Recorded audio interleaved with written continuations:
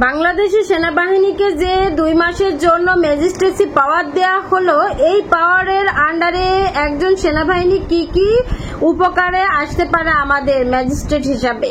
আসলে ম্যাজিস্ট্রেট হিসাবে সেনাবাহিনীকে যে ম্যাজিস্ট্রেসি পাওয়ার দেয়া হলো, সেই পাওয়ার অনুসারে ওই সেনাবাহিনী চাইলে কিন্তু আমাদের বেদখল হওয়া সম্পত্তি দখল পুনরুদ্ধার করে দিতে পারবে এবং সম্পত্তি নিয়ে অনেক সময় আমাদেরকে দখল উচ্ছেদের হুমকি দেওয়া হয়, মৃত্যুর হুমকি দেওয়া হয়, আমাদের বিরুদ্ধে মামলা পরিচালনার হুমকি দেওয়া হয়। সেক্ষেত্রে কিন্তু আমাদের বিরুদ্ধে মামলা করবে বা আমাদেরকে হত্যা করবে, সম্পত্তি থেকে বেদখল করা হবে।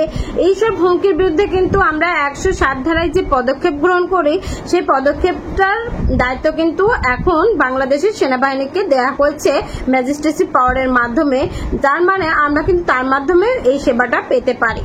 আবার দেখা যায় আমাদের সম্পত্তি কিন্তু অলরেডি বেদখল করা হয়, কেউ যে খুঁটি গেড়ে বা অন্য কোনো ভাবে দখল করে নেয় এবং বলে যে এখানে আসলে তোমাকে খুন করে ফেলা হবে, এভাবে মারার হুমকি দিয়ে থাকে। সেই বেদখল হওয়া সম্পত্তিও কিন্তু আমরা দখল করতে পারবো। তবে আপনারা অনেকেই বলছেন যে আমার সম্পত্তির দখল নিয়ে আমি দখল উদ্ধারের জন্য মামলা দায়ের করেছি আদালতে, এখন কি ম্যাজিস্ট্রেসি পাওয়ার হিসেবে সেনাবাহিনীকে জানালে 24 ঘন্টার মধ্যে আমার সম্পত্তি দখল উদ্ধার করতে পারবো?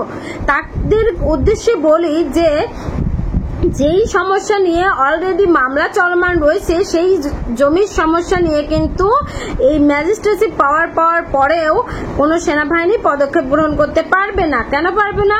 কারণ ওই ম্যাজিস্ট্রেসি পাওয়ার বলতে তাকে শুধু ইমিডিয়েটলি তার পাওয়ার চলমান অবস্থায় যে ঘটনাগুলো ঘটেছে সেই ঘটনার ক্ষেত্রে সাহায্য করার পাওয়ার দেওয়া হয়েছে। তার মানে এখন যদি বর্তমানে আজকে আমাকে বেদখল করা হয়, তাহলে আমি আজকে বা কালকে যদি অভিযোগ করি, তাহলে আমার দখলটা আমি পুনরুদ্ধার করতে পারবো 24 ঘন্টার মধ্যে।